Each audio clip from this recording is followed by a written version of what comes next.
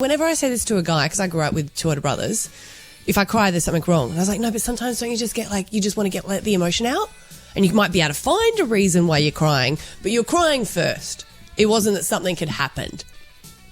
And I know my brother's always thought it's strange. My husband thinks it's strange because he will cry at a movie or when a kid's born. It has to be a reason. And you're probably the same, Maddie. You cry at return serviceman videos and... Stuff with my kids and that I cry, but I always know what it is that's making me cry. Or if I feel sad, I know that there's a reason. Yeah, and it's different because I think everyone needs to look after their mental health, and it's different than depression, that you need to go and see someone about that. But it's just sometimes you feel like, I don't really know what's wrong, I just need to have a cry. And then you feel better. I mentioned that to Esther when I got home that day. I went, hey, babe, do you ever just... And she's like, oh, all the time. And then my cousin was over. She's like, me too. And you feel so good at the end of it. But sometimes you try and find a reason to justify it, but really the tears came first. And I said that, and then Stav was saying that he gets like that. Occasionally. You wake up one day and you don't know what... We used to talk about, you'd say there's just a disturbance in the force today.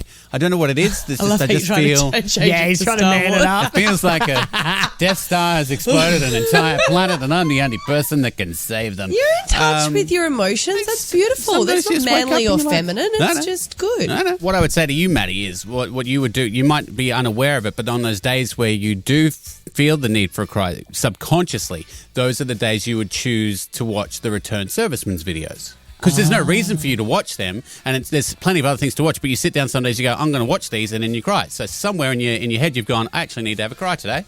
He's got you there. No, because they just show up in my feed all the time because I watch them. You could skip past.